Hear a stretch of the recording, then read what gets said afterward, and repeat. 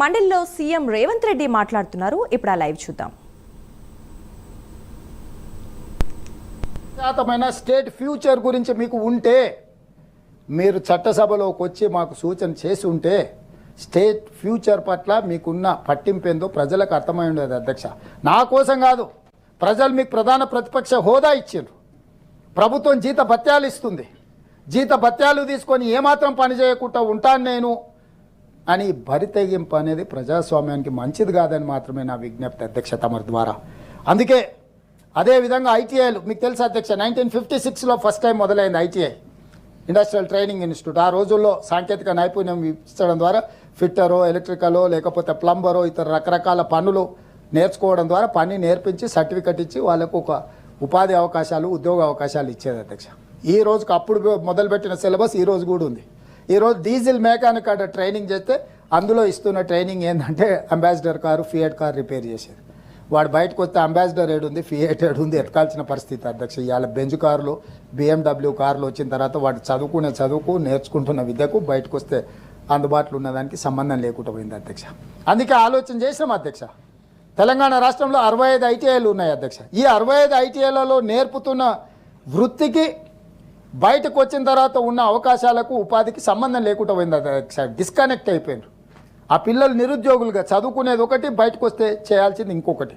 ఈ రెండింటికి పొంతన లేకపోవడం వల్ల ఆలోచన చేసి టాటా సంస్థతోని మాట్లాడి టాటాను ఒప్పించి ఈ ఐటీఐలను ఏటీసీలుగా అంటే అడ్వాన్స్డ్ టెక్నాలజీ సెంటర్స్గా ఈరోజు ప్రపంచంతోనే సాంకేతికంగా పోటీ పడే విధంగా, ఈ సాంకేతిక అభివృద్ధి చెందిన యుగంతో పోటీ పడే విధంగా 2400 కోట్లతోటి వీటిని అన్నిటిని కూడా పునరుద్ధరించి నూతన విప్లవాన్ని తీసుకొచ్చి ఈరోజు వాళ్ళకు ఉద్యోగ ఉపాధి అవకాశాలు కల్పించాల్సిన అవసరమైన ప్రణాళికలు సిద్ధం చేస్తే అందులో 300 కోట్లు రాష్ట్ర ప్రభుత్వం 14% ఖర్చు పెడితే 86% వాళ్ళ CSR ఫండ్స్ నుంచి టాటాను ఒప్పించి ఇవాళ తెలంగాణ రాష్ట్రంలో ఉండే 65 కాదు, నిన్నమన్న నేను మాట్లాడి వాటిని 100కు పెంచి ఇచ్చిన అధ్యక్ష.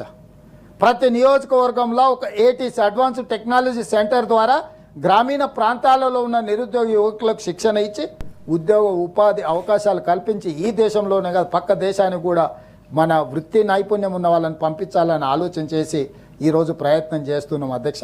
టాటా కంపెనీ చేపట్టిన గొప్ప పనినైనా ప్రతిపక్షాలు అభినందిస్తాయని నేను ఆశించిన అధ్యక్ష. గవర్నర్ గారి ప్రసంగంలో ఇవన్నీ ఉన్నందుకు అరే ఇదైనా మంచి కార్యక్రమం, ఈ అడ్వాన్స్ టెక్నాలజీ సెంటర్స్ని మేము వెల్కమ్ చేస్తున్నాం, దీన్ని ఇంకా మనం వేగంగా చేసుకోవాలి, అందిపుచ్చుకోవాలని చెప్పినుంటే నిజంగా వాళ్ళని అభినందించి ఉండేవాళ్ళం అధ్యక్ష. సరే వాళ్ళ ఆలోచన వాళ్ళది.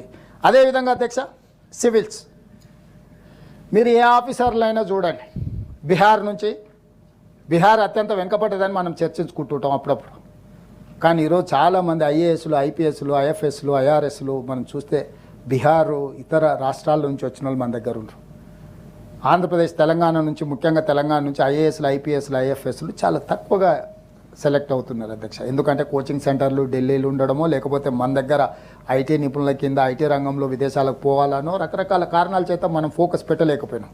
కానీ మా ప్రభుత్వం వచ్చిన తర్వాత సివిల్స్లో మన వాళ్ళు ఉండాలి, ఈ దేశ భవిష్యత్తే IAS, IPS అధికారుల చేతుల్లో ఉన్నది కాబట్టి మన తెలంగాణ బిడ్డలు కూడా IASలు, IPSలు కావాలి, డాక్టర్లు, లాయర్లు కావాలని ఒక ఆలోచనతోటి IAS, IPS ప్రిలిమ్స్ పాస్ అయిన వాళ్లకు రాజీవ్ గాంధీ సివిల్స్ అభయహస్తం పథకాన్ని ప్రవేశపెట్టిన అధ్యక్ష.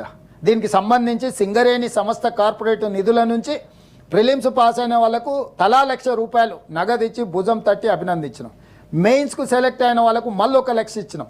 ఇదే కాకుండా ఢిల్లీకి వెళ్ళి కోచింగ్ సెంటర్లలో కోచింగ్ తీసుకునే వాళ్ళకి ఢిల్లీలో వసతులతో పాటు మన పిల్లలు సెలెక్ట్ కావాలని చెప్పి వాళ్ళకి ఏ రకంగా ప్రోత్సాహాన్ని ఇవ్వాలనో వాళ్ళందరినీ పిలిచి జ్యోతిరావు పూలే ప్రగతి భవన్ అని ఆనాడు పిలిచే జ్యోతిరావు పూలే భవన్కి పిలిచి నేను, ఉప ముఖ్యమంత్రి గారు, మంత్రులందరూ వాళ్ళని వెన్ను తట్టి వాళ్ళకు నగదు బహుమతిగా ఇచ్చి, ఈ నగదు అనేది టోకెన్ అధ్యక్ష, మేము ఇచ్చే 1,00,000, 2,00,000 వాళ్ళ జీవితాలను పూర్తిగా మార్చేస్తుందని నేను అనను. మా కన్సర్న్ ఈ ప్రభుత్వం మాది, మా పట్ల సానుభూతితో ఉంది, మా ఎదుగుదలని ప్రభుత్వం కోరుకుంటుంది అని ఒక అభినందించడానికి పిల్లలకి ఏముంటుంది అధ్యక్ష, ప్రోత్సహించడమే. మనం పెద్దలుగా మనం వాళ్ళని ప్రోత్సహించి భుజం తడితే వాళ్ళకు కాన్ఫిడెన్స్ లెవెల్ పెరుగుతుంది అధ్యక్ష. ఆ సివిల్స్కు ప్రిపేర్ అయ్యే వాళ్ళ యొక్క కాన్ఫిడెన్స్ లెవెల్ని పెంపొందించడానికి ప్రభుత్వం రాజీవ్ గాంధీ సివిల్స్ అభయహస్తం పథకాన్ని తీసుకొచ్చి సెలెక్ట్ అయిన వాళ్ళందరూ కూడా తలా ₹1,00,000 2 విడతలుగా 1,00,000 ఇచ్చి వాళ్ళని ప్రోత్సహించే పథకం తీసుకొచ్చినాం అధ్యక్ష యువకుల కోసం. అదేవిధంగా అధ్యక్ష తెలంగాణ ఉద్యమం పార్లమెంట్లో మీరు ఎంత కొట్లాడినో తెలంగాణ సమాజం అంతా చూసింది. మొట్టమొదటి 69 తెలంగాణ ఉద్యమం పాల్వంచలో ఒక చిన్న బంట్రోతు ఉద్యోగంతో మొదలైన ఉద్యమం, మొదటి ఉద్యమం ఎక్కడికి వెళ్ళిందో మీకు తెలుసు. మళ్ళీ తెలంగాణ ఉద్యమం కూడా చుట్టూతో తిరిగింది నిరుద్యోగ సమస్య మీదని. తెలంగాణ సాధనలో కాకతీయ ఉస్మానియా యూనివర్సిటీల పిల్లలు ముందు బాగానే నిలబడి ఏ విధంగా అమరులైనరో నేల కొరిగినరో మీకు తెలుసు. ప్రధానమైన సమస్య నిరుద్యోగ సమస్య. గత ప్రభుత్వంలో ఉన్న పెద్దలు వాళ్ళ కుటుంబ సభ్యుల యొక్క ఉద్యోగ ఉపాధి అవకాశాల కోసమే చూసిండ్రు తప్ప తెలంగాణ సమాజంలో ఉన్న పిల్లల ఉద్యోగ ఉపాధి కోసం చూడలేదు అధ్యక్ష. కానీ మా ప్రభుత్వం, మన ప్రభుత్వం, ప్రజా ప్రభుత్వం వచ్చిన డిసెంబర్ 7, 2023 నుంచి మొదలు పెడితే మొన్నటి వరకు లెక్కేస్తే 57,924 ప్రభుత్వ ఉద్యోగ ఖాళీలను భర్తీ చేసి దేశ చరిత్రలోనే రికార్డు తిరగ రాసినాం అధ్యక్ష. దేశంలో ఏ రాష్ట్రం కూడా, నేను కాంగ్రెస్ పాలిత రాష్ట్రాలలో కూడా మొదటి 15 నెలల్లో 57,924 ప్రభుత్వ ఉద్యోగ ఖాళీలను భర్తీ చేసిన చరిత్ర లేదు. నేను గర్వంగా చెప్పుకుంటున్న దేవుడిచ్చిన ఒక గొప్ప అవకాశంగా మా మంత్రివర్గ సహచరులు మేమందరం భావిస్తున్నాం అధ్యక్ష. ఈరోజు తెలంగాణ రాష్ట్రంలో ఇన్ని ఉద్యోగ ఖాళీలను భర్తీ చేసినాం అధ్యక్ష.